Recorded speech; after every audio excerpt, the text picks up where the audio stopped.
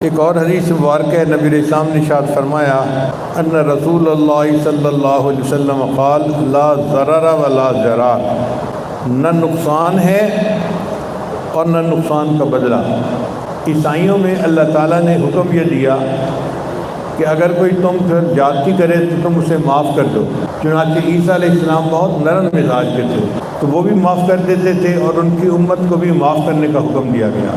ان کے ایک ہے پہاڑی کا واد بائبل میں، اس کو ان کے جو پادری ہیں وہ بڑا لہک لہک کے پڑھتے ہیں۔ اور جی عیسیٰ علیہ السلام نے تو ہمیں نصیحت کی، اگر کوئی تمہارے ایک رخسار پر تھپڑ مارے تو تم دوسرے رخسار بھی پیش کر دو۔ حالانکہ دنیا میں وہ معصوم لوگوں کو زیادہ نقصان پہنچانے والے لوگ ہیں، وہ زیادہ ظلم کرتے ہیں، مگر سنانے کو باتیں یہ سناتے ہیں کہ جی کوئی دائیں رخسار پہ تھپڑ مارے تم بائیں رخسار بھی پیش کر دو۔ یہ صرف کہنے کی باتیں ہیں، حقیقت کی دنیا سے اس کا کوئی تعلق نہیں ہے۔ تاہم عیسائیوں کو اللہ تعالیٰ نے یہ تعلیم دی تھی۔ پھر اس کے بعد قوم یہود آئی، یہ مزاج کے ذرا سخت لوگ تھے اور ان کی طبیعت میں بدلہ لینے کی عادت تھی۔ ان کو کہا جاتا کہ تم معاف کر دو تو ان کی طبیعتوں کے لیے مشقت ہوتا، تو اللہ نے فرمایا ٹھیک ہے، جتنا تم سے زیادتی ہو تم اتنا بدلہ لے سکتے ہو۔ تو اگر کوئی زیادتی کرے تو جس سے زیادتی ہوئی وہ اتنا بدلہ لے سکتا ہے جتنی زیادتی ہوئی، اس سے زیادہ نہیں لے سکتا۔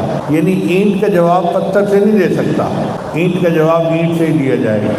پھر اس کے بعد مسلمان آئے تو نبی علیہ السلام کی امت کو اللہ نے فرمایا کہ اگر تم بدلہ لینا چاہو تو یہ جائز ہے، مگر بہتر یہ ہے کہ تم معاف کر دو، بلکہ صرف معاف ہی نہ کرو، تم اس کے ساتھ اچھائی کا معاملہ کرو۔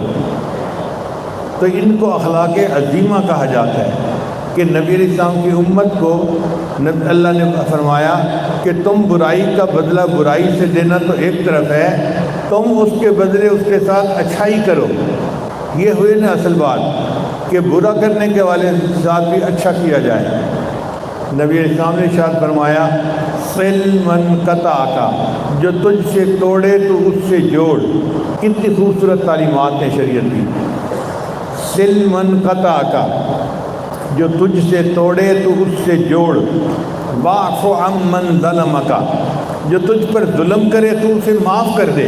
واحسن من اساء الیک، اور جو تیرے ساتھ برا کرے تو اس کے ساتھ اچھا سلوک کرے۔ تو نبی علیہ السلام نے امت کو یہ تعلیمات دی کہ تم برائی کے بدلے برائی نہ کرو، برائی کے بدلے اچھائی کرو۔ قرآن مجید نے بھی فرمایا ادفع باللتی ہی احسن، کہ تم برائی کے بدلے میں اچھائی کا سلوک کرو۔ تو نبی علیہ السلام نے فرمایا لا ضرر ولا ضرار، کہ نہ نقصان پہنچاؤ، اور اگر کوئی نقصان پہنچاؤ تو اس کا بدلہ بھی اس سے تم نہ لو، ضرر بھی نہیں ضرار بھی نہیں۔ چنانچہ مشائخ کی زندگیوں میں دیکھیں تو وہ برائی کے بدلے میں اچھائی کیا کرتے تھے۔ علی حجویری رحمۃ اللہ علیہ، جن کو داتا گنج بخش کہتے ہیں، ان کا عجیب واقعہ ہے۔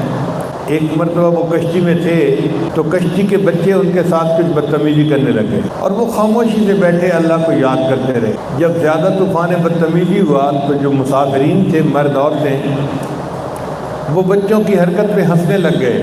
اب ساری کشتی ان سے مذاق کر رہی ہے اور وہ آرام سے اللہ کی یاد میں بیٹھے ہوئے ہیں۔